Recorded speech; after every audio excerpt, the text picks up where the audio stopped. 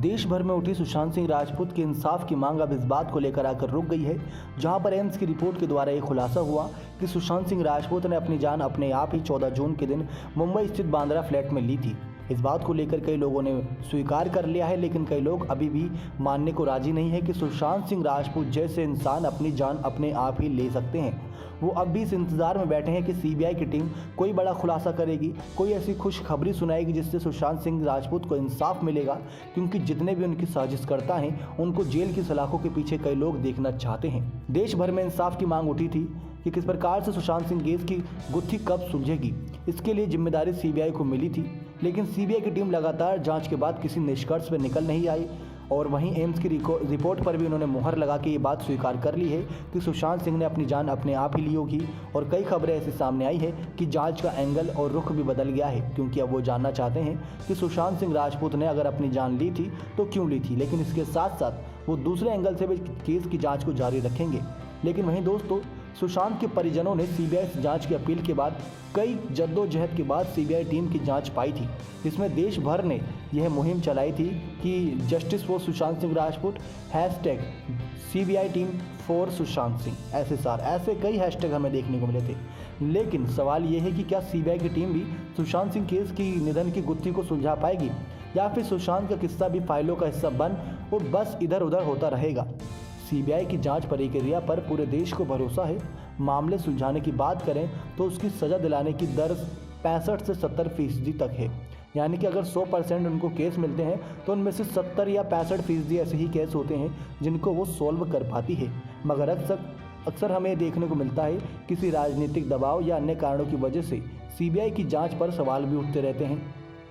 उसे पिंजरे में बंद तोता तक करार दिया जा चुका है। ऐसे में आशंका के बादल गहराते हैं। ऐसे कई मामले हैं जिनमें सीबीआई बरसों की जांच के बाद भी खाली हाथ ही रही और जिनका खुलासा आज के समय तक नहीं हो सका। ऐसे कई केस हैं जो 10-12 सालों से सिर्फ फाइलों में दब के रह गए और उनके साजिशकर्ताओं का खुलासा नहीं हो सका। जी हाँ दोस्तों, सबसे पहले आपको वो केस बताते हैं जिसने पूरे देश भर की रूह को कांपने के लिए मजबूर कर दिया था। 12 साल बीत जाने के बाद भी आज तक यह नहीं पता चल सका है कि आखिर आरुषि और हेमराज के जान लेने के पीछे किसका हाथ था। 16 मई 2008 को नोएडा में आरुषि तलवार अपने बेडरूम में निधन अवस्था में पाई गई थी। शक तो शुरुआत में हेमराज पे गया था जो नौकर था वहाँ का, लेकिन अगले ही दिन उसकी शरीर निधन अवस्था में छत पर मिलता है, जिससे ये बात तो तय हो जाती है कि इसने आरुषि की जान नहीं ली थी। लेकिन ये बात पहले कही गई थी कि उसी नौकर ने उनका रेप करके उनकी जान ली थी। लेकिन जब ये बात पता चली कि नौकर का भी निधन हो चुका है तो सीबीआई टीम को ये केस सौंपने की बात उठी थी। जहां स्थानीय पुलिस से जब मामला सुलझता नहीं दिखा तो 1 जून को केस सीबीआई को सौंपा गया। सीबीआई ने आरुषि के माता पिता राजेश और नुपुर तलवार पर उंगली उठाई। साल 2013 में सीबीआई की विशेष अदालत ने दोनों को उम्र कैद की सज़ा भी सुनाई, मगर इलाहाबाद के हाईकोर्ट ने साल 2017 में दोनों को बरी कर दिया। इतने साल के बाद सवाल अब भी वही है कि आखिर आरुषि और हेमराज का साजिशकर्ता कौन था। तो दूसरी तरफ एक केस ऐसा भी था जहां पर सीबीआई जांच के दौरान कई करोड़ रुपए खर्च भी कर दिए गए थे, बावजूद इसके जितने करोड़ यानी 60 करोड़ का घोटाला था, लेकिन जांच पर 250 करोड़ रुपए खर्च कर दिए गए थे। जी हाँ दोस्तों, ये था बोफोर्स तोप की खरीद मामले ने देश की राजनीति में तूफान मचाकर रख दिया था। बोफोर्स तोप को लेकर कई बड़े खुलासे भी हुए थे। 1986 में किए गए इस सौदे में 60 करोड़ रुपए की घूस देने की बात उठी थी। इसके बाद 1989 में कांग्रेस को इसके चलते सत्ता भी गंवानी पड़ी। 22 जनवरी 1990 को इस मामले की जांच सीबीआई को सौंपी गई। लंबी प्रक्रिया चली। 2005 में दिल्ली हाईकोर्ट ने हिंदुजा बंधकों को बरी भी किया, लेकिन सीबीआई ने 90 दिन की अवधि में कोई अपील दाखिल नहीं की। 2009 में कोतरोकी के खिलाफ रेड कॉर्नर नोटिस भी वापस ले लिया गया। 2011 में उसे सीबीआई की ओर से बरी भी कर दिया गया। जांच पर करीब 250 करोड़ रुपए का खर्च आया, लेकिन नतीजा कुछ नहीं निकला। यानी कि ये बात देखी कि 60 करोड़ रुपए की घोटाले को खुलासा करने के लिए 250 करोड़ रुपए का खर्च किया गया, लेकिन नतीजा कुछ भी नहीं निकला। तो वहीं साल 2018 में सीबीआई ने सुप्रीम कोर्ट में 2005 के दिल्ली हाई कोर्ट के फैसले को चुनौती दी, जिसे शीर्ष अदालत ने यह कहते हुए खारिज कर दिया कि आपको 13 साल के बाद इसकी याद आई है। लेकिन ऐसे में ये 2 ऐसे खुलासे हैं, 2 ऐसे केस हैं जिनका खुलासा आज तक कभी भी नहीं हो पाया है। कुछ ऐसे और भी खुलासे हैं, कोई ऐसे राज हैं जो अभी तक सीबीआई की टीम नहीं कर पाई है, लेकिन आज भी इन केस के लेकर लोगों के अंदर दिलचस्पी बरकरार है। अगर आरुषि केस को लेकर किसी भी व्यक्ति के समक्ष आप कोई बात रखते हैं तो आप देखेंगे कि उसकी दिलचस्पी बहुत आएगी, क्योंकि तब के समय पे ये केस सबसे ज़्यादा सुर्खियों में था, जैसे कि आज के समय पर सुशांत सिंह केस है। सुशांत सिंह केस में भी हमें आरुषि केस की तरह ही देखने को मिला। सुशांत सिंह के परिवार के कुछ सदस्यों पर सुशांत सिंह के डिप्रेशन के विवाद को लेकर आरोप लगाए गए थे, जिसमें शामिल थी रिया चक्रवर्ती के वह आरोप जो प्रियंका पे लगाए गए थे, क्योंकि उनका मानना था कि प्रियंका ने एक ऐसी दवाई दी थी सुशांत सिंह राजपूत को बिना प्रिस्क्रिप्शन के, जिसमें सुशांत सिंह के शरीर की हालत बिगड़ना लाजमी सी बात थी।